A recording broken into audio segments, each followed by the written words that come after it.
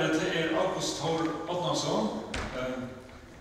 Han kommer stedet for Øyling Isvold til å være forsvart, så vi har ikke brøtt landet her oppe.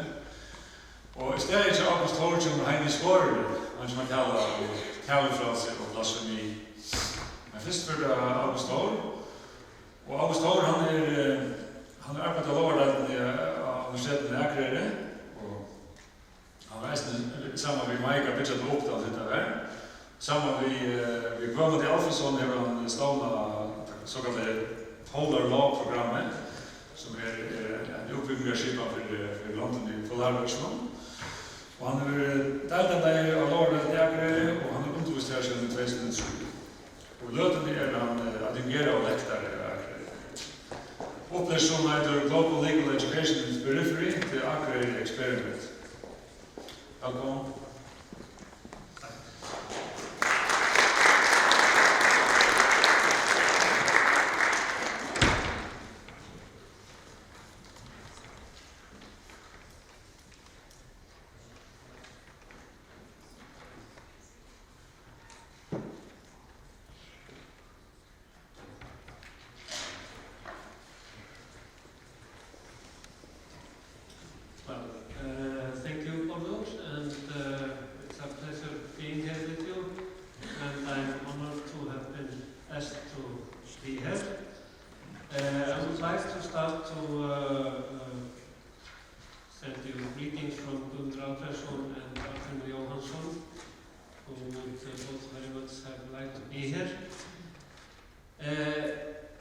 When I had finished putting up those slides, and they are mainly about the Akureyri experiment, I started thinking about why am I here, and why has all this happened, and just a little bit like Mike or Mikael Karlsson, as we call him in Iceland.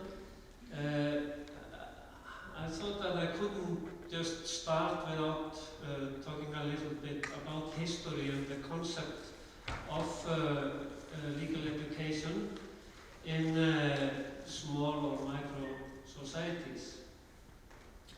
And for me, it maybe all starts with a visit as a young man to Greenland in 1973.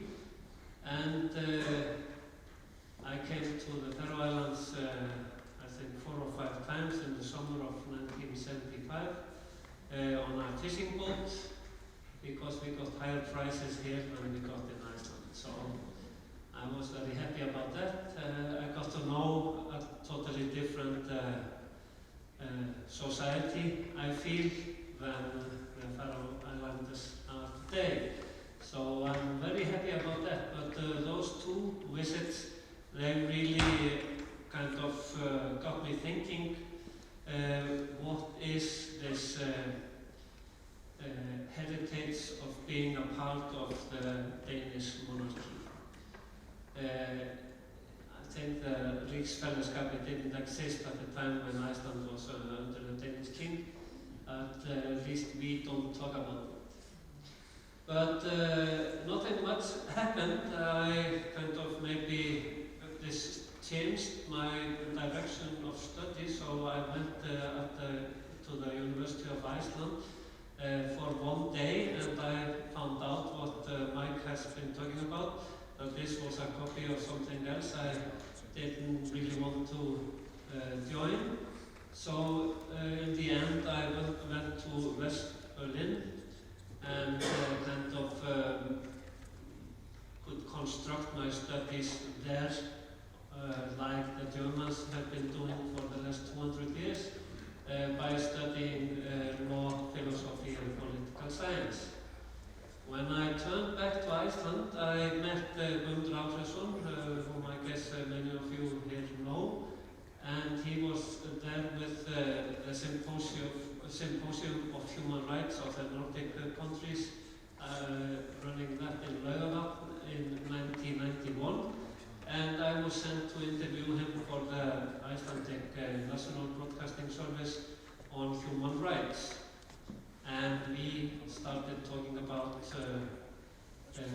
Riksfellesskapet. So I think that may have been the early start of the idea of what we call today polar law. So this kind of just developed in our conversations for the next years until there was an international conference in Nuuk when the Culture House Katuak was opened early in 1997, and then there was a conference here in Tórshavn in 1999 on microstates and periphery societies, if I remember the title correctly. So there I got totally convinced that we had something in common, even though we had this copy in Reykjavík, the University of Iceland. I thought, well, for most of the countryside in Iceland, we have a micro-society which needs university education in some different manner than we know in Reykjavík, and of course in other big cities, if I may say so. So with Guðmundur, I started thinking about, can we run a program which has different combinations of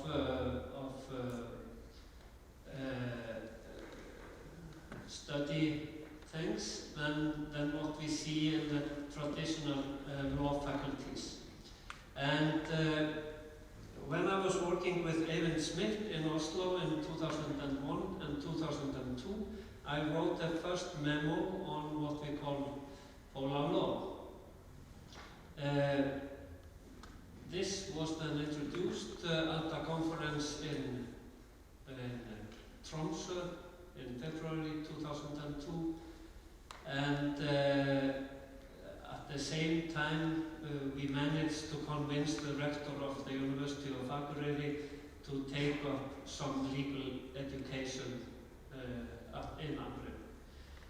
It was very unclear what that should be, but Arctic something or polar something, we were going to have that as a component in the whole thing.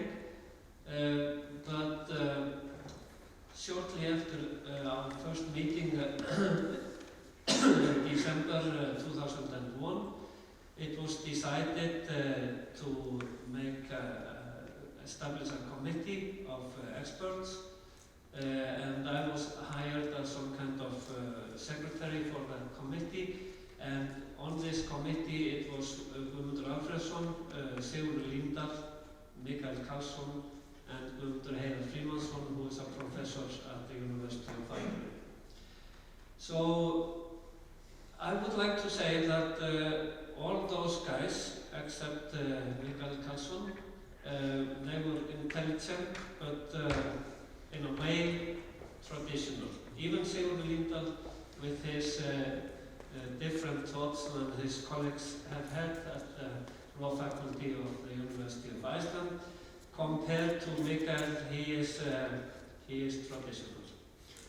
And we had a very interesting development of this committee, trying to figure out how to build up this faculty of law, because it had been decided not only to teach something Arctic or something polar, but to teach full-fledged law education. And it took not a long time, to my surprise, for Mikael to convince his colleagues that we should turn things upside down. And I will explain that a little bit later when I come to the slides, but to tell you what happened in the just coming years was that we started in the autumn of 2003 with BA teaching, and I was fortunate to meet Kári á Rópi, as we say it in Icelandic, in 2004, and he started teaching at the University of Akureyri the same year. That was very inspiring, I think, both for me and Mike, and what I experienced because I have been working on comparative constitutionalism was that I had been very narrow-minded looking at the Nordic countries, and if I looked any further, it was maybe to Germany and France. Kári, he was looking all over the world, as many of you know, and looking at examples of micro-societies which I considered as not worthwhile thinking about. This later on taught me that I shouldn't look at us coming from Iceland as something special. You can get good ideas everywhere. So this was kind of the beginning of a very good friendship, both personally and in around law and legal education.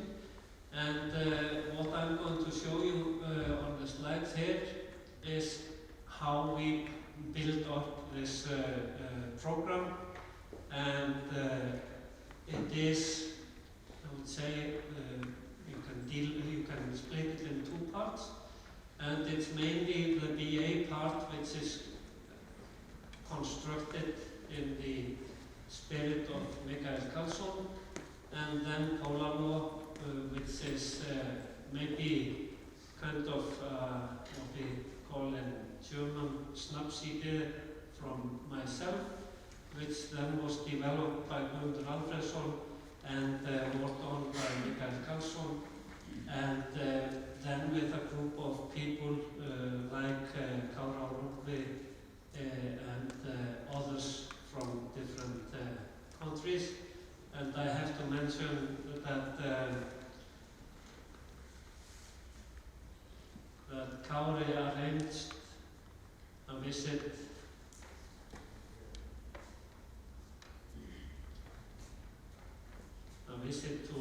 to Akureyri. I think it was in 2005 with people from Fróðskaparsetrið, and we had a very interesting discussion on how we should and could develop things both in Akureyri and here in Oslo. So I'm starting this on a sentence which I started the chapter on the history of the law faculty in Akureyri when the university in Akureyri became 25 years old. And because I guess many of you can almost understand this, I'm going to read this in Icelandic. Gæti þess að hér ræður lífsspursmál hins íslenska þjóðernis þjóðernisins eigið ég, gæti þess að lög og réttur hið sterkasta einkenni þjóðernisins sem hún lifir og deyr með og fremur en með sjálfu móðurmálinu. Well, this is from 1894 or something, and it's Benedikt Sveinsson who says this. He was a famous fighter for the independence of Iceland, and what he is saying is that law and legal education is more important even than your mother tongue. And saying this in Iceland from someone like Benedikt Sveinsson is very strong, because I think the identity of people in Iceland is based on the language. So if something is more important for us than the language, it has to be something very special. I think we have to keep this in mind, that we are struggling there. We don't even have the home rule of 1904, but the big fight with Denmark, you can say that the sovereignty as such was of course the big fight, but that was a legal fight, and Denmark did absolutely not want us to establish a law school. We have been trying to do that since 1948, and we managed 60 years later. So time is maybe relevant, but it's not absolute. So what looks when we look behind us looks short, may have been a very long time for the people living there. But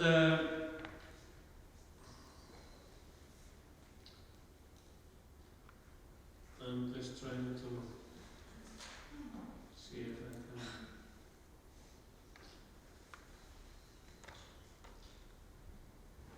Yes, as I said, the University of Akureyri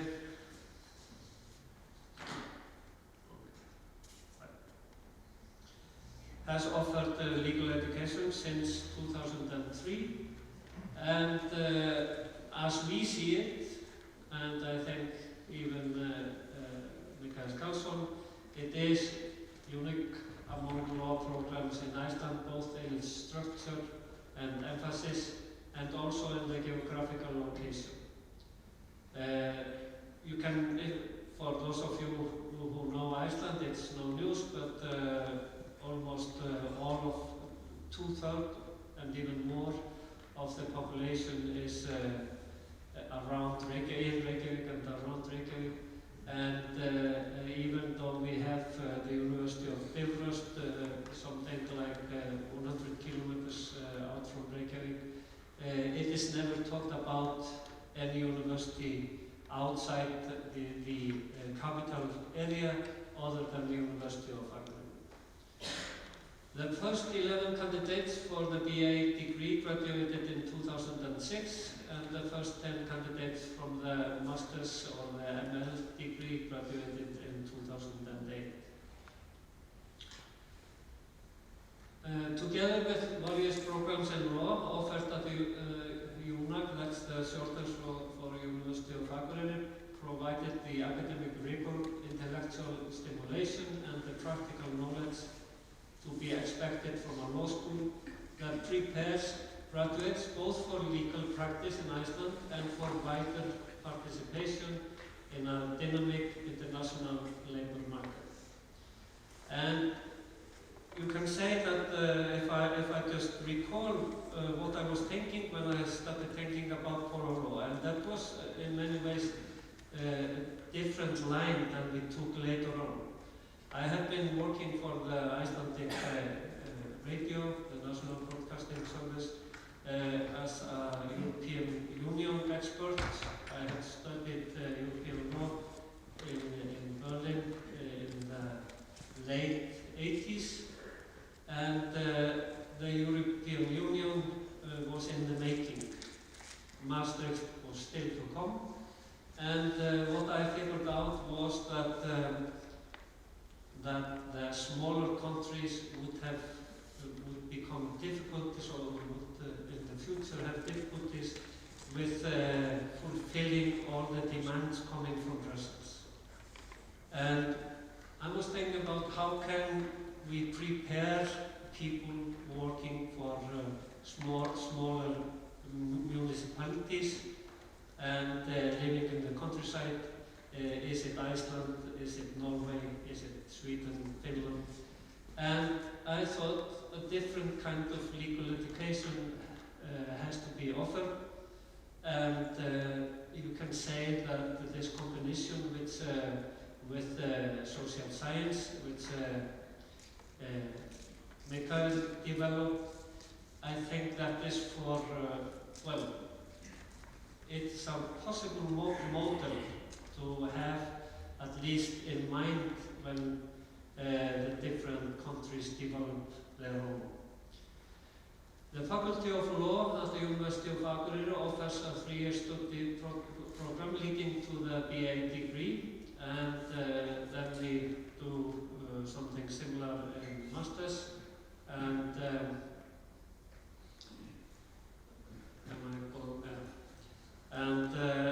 yeah, I'm turning it. Okay. Thanks.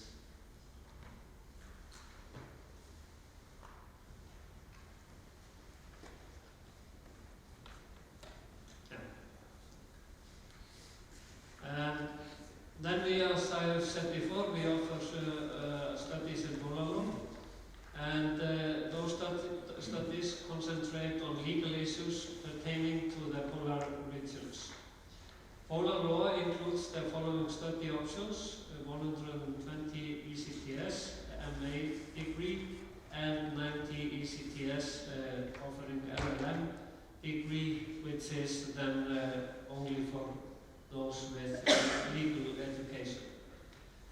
60 ECTS study at the master's level leading to a graduate diploma, a 60 ECTS study at bachelor level leading to an undergraduate diploma, and individual courses leading to a certificate.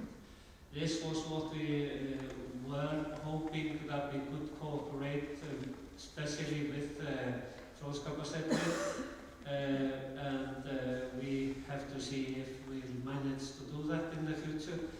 We came to Tórshavn in 2010 with a course in Polar law, and Kári was then assisting us, but I think that especially if Mikael continues to be here teaching, it might be easier in the future to do something similar. And as you have heard, that law studies leading to the BA degree are in many ways designed in a manner that is different from the conventional programs at Icelandic universities until now. And at the University of Akureyri, we consider it critical to legal education that students learn not only what the laws are, but that they also have a solid understanding of what law is. Law and jurisprudence are those examined in a context that is historical, social, and philosophical in character. In the first year of studies, students are introduced to Roman law, legal history, legal theory and interpretation, foreign legal systems and international law, as well as foundational subjects in Icelandic law and general academic skills. Since we began, I think I can right to say that we have started with when the first year students start, they begin with Roman law. And we are teaching in 3 weeks blocks, so they get 3 weeks of Roman law taught by a friend of ours from Sicily. If they manage this course, I think we can say they will manage to finish BA in law. It's a hammer to begin like this. This provides the necessary historical and theoretical knowledge and skills in order to tackle the second and third year courses with a nuanced, critical and analytical perspective. And just to explain to you, you see that we write there, in order to tackle the second and third year courses, we are teaching second and third year together. This was done, that was one of the things we did to manage in the times of crisis, and of course we have had to do many things because of different economical situation in Iceland in general and at the University of Akureyri in special. In the second and third years of studies, students examine European law, constitutional law, and that is constitutional theory and comparative constitutional law, human rights law, sociology of law, administrative law, international private law, legal ethics and law of the sea, and some black letter law subjects, introduction to criminal law, property law and introduction to contract law, with a substantial emphasis placed on the theoretical and comparative context. This is more or less done in the context of European law, but also international law. So you can say after the BA studies, students are very well prepared to start studying international relationship or international law in a different manner than we are teaching it, but they can of course go directly and study Polar law after those 3 years. Students also have the opportunity to and apply their legal knowledge and develop their practical legal skills in 2 moot court courses, and one is in Icelandic on Icelandic law and the other one in English on international or foreign law. And there is also a scope by means of 2 open courses and 1 workshop-based course to study cutting-edge legal topics. Towards the end of the second year, students choose a topic for their BA thesis and begin working on this well in advance of submission at the end of the third year.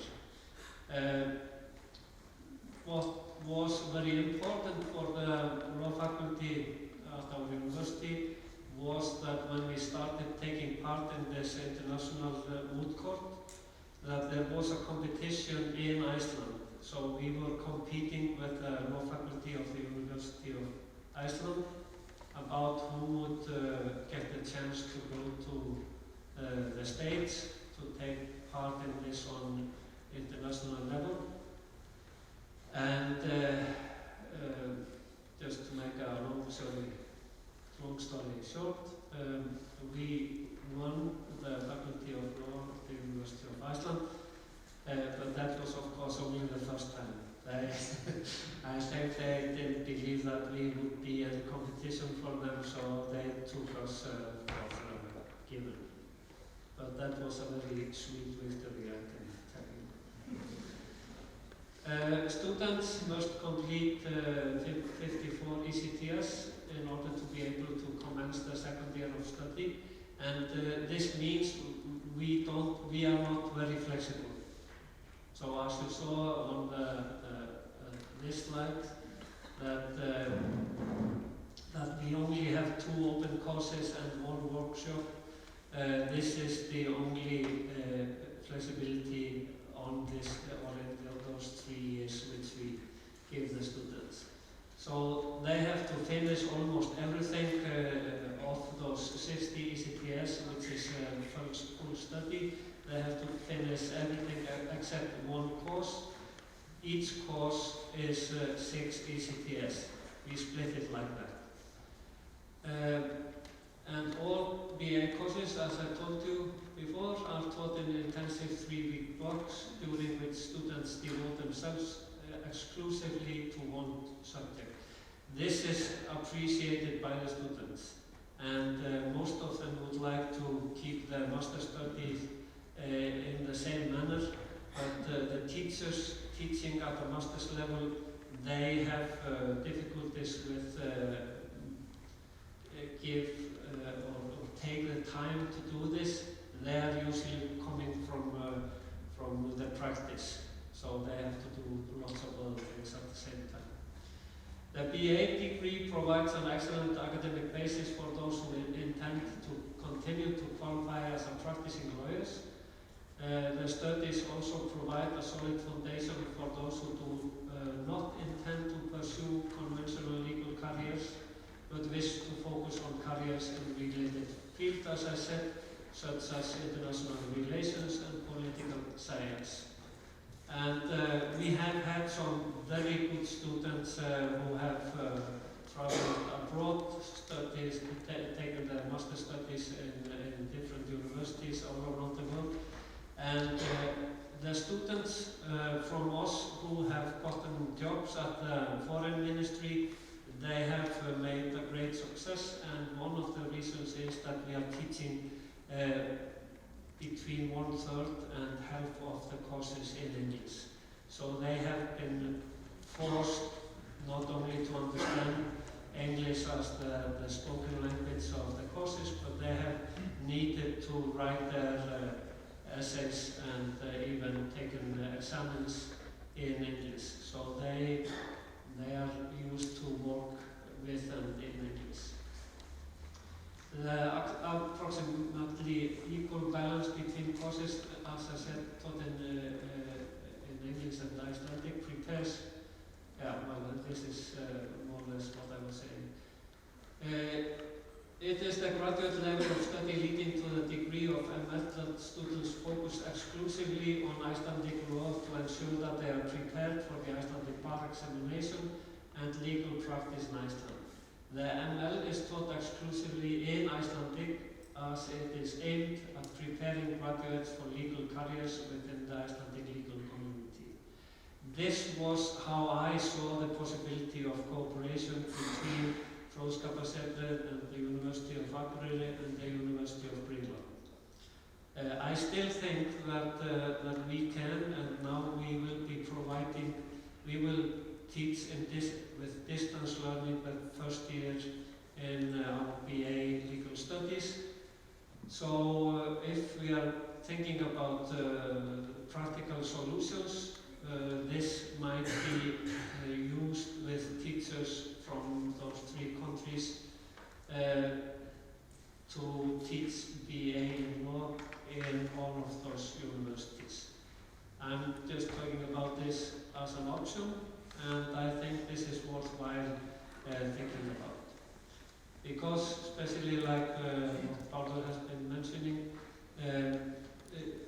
you don't need to discover the wheel over and over again. So even though you don't need as massive education in domestic law as in Iceland, where we believe that we are teaching totally Icelandic law, even though they are copied from Denmark, Norway and Sweden. This might mean a flexibility which would be even better than having this strict lines like we need to have in Iceland. It's also based on the idea that the legal society in Iceland, they are not accepting lawyers from a university like ours if we can tell them we have been teaching this and this and this and that. So nothing should be, the students, they should be able to tell the society that they have studied what is needed to be a practicing lawyer.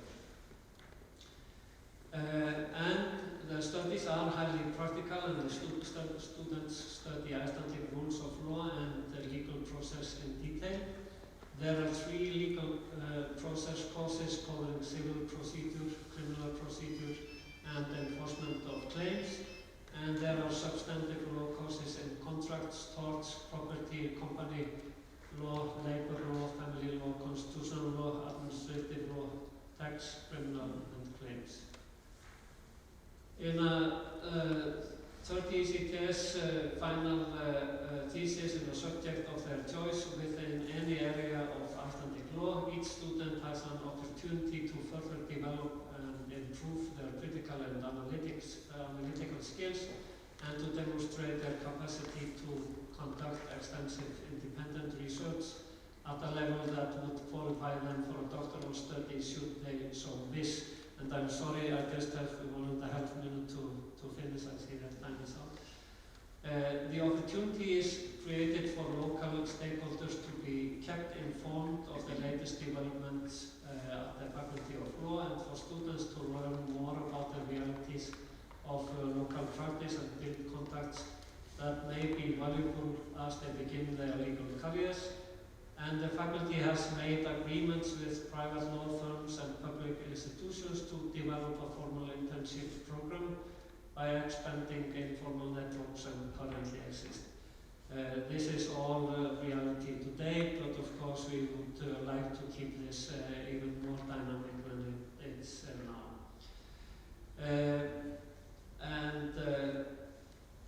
This is the practical thing, because I'm out of time. I'm just going to run and tell you a little bit about the Polar Law.